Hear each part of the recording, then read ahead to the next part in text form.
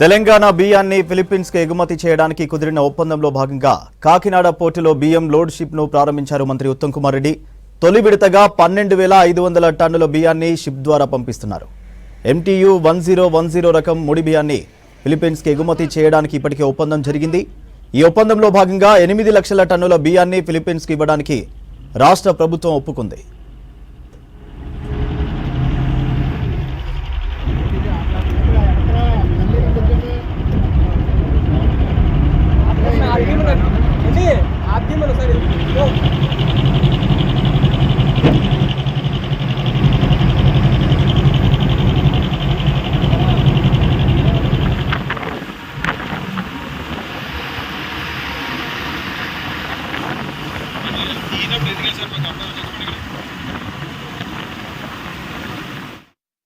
ప్రతి పంటకి గతానికంటే ఎక్కువ పంట పండించే విధంగా మా ప్రభుత్వం పాలసీస్ అవలంబించింది. ఆ విధంగా భారతదేశంలోనే ఇప్పుడు తెలంగాణ రాష్ట్రంలో వరి ధాన్యం మరి ప్యాడీ ప్రొడక్షన్ ఇది highest in the country now. మీకు కొన్ని ఫిగర్స్ ఇవ్వాలంటే మొన్న వానాకాలం పంటలో తెలంగాణలో 153 లక్షల మెట్రిక్ టన్ల వరి ధాన్యం పంట పండింది. ఇప్పుడు యాసంగిలో 122 లక్షల మెట్రిక్ టన్ల వరి ధాన్యం పండే సూచనలు అవపడుతున్నాయి. అంటే సంవత్సరానికి 180 లక్షల మెట్రిక్ టన్ల ధాన్యం తెలంగాణలో వరి ధాన్యం పండుతుంది.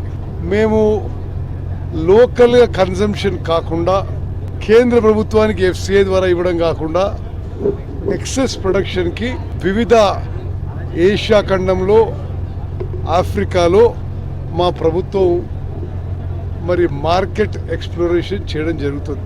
We are looking at various markets in South East Asia and Africa. దాని భాగంగా మరి ఈరోజు ఇక్కడ మీరు చూస్తున్నారు, ఇది మొదటి కన్సైన్మెంటు. ఈ షిప్లో 12,500 మెట్రిక్ టన్ల రైస్ ఎక్స్పోర్ట్ చేస్తున్నాం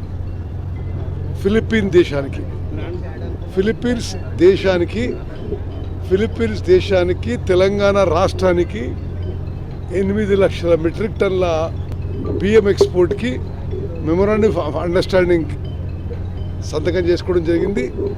దాంట్లో 1,00,000 మెట్రిక్ టన్నులు వెంటనే ఎక్స్పోర్ట్ చేస్తున్నాం. అదేవిధంగా ఫిలిప్పీన్స్ దేశ ప్రభుత్వానికి తెలంగాణ రాష్ట్ర ప్రభుత్వానికి అనేక దఫాలుగా చర్చలు జరిపి ఈ ఒప్పందానికి వచ్చిన చెప్పాలని చేస్తున్నాను. ఫిలిప్పీన్స్ ప్రభుత్వంలో వారి సివిల్ సప్లైస్ కార్పొరేషన్ ఈక్వలెంట్గా ఇది ఎక్స్పోర్ట్ చేయడం జరుగుతుంది. ఇందులో ఇప్పుడు పోతున్న బియ్యం యొక్క వాల్యూ ధర 45 కోట్లు అని చెప్పి మీకు మనవి చేస్తున్నా. అంటే మా నిరంతర ప్రక్రియగా తెలంగాణలో రైతులకి మేలు జరగాలనే ఉద్దేశంతో వరి రైతులకి మేము సౌత్ ఈస్ట్ ఏషియాలో ఆఫ్రికాలో అనేక దేశాల్లో మార్కెట్ ఎక్స్ప్లోర్ చేస్తూ దాని భాగంగా ఈ ఎక్స్పోర్ట్ అని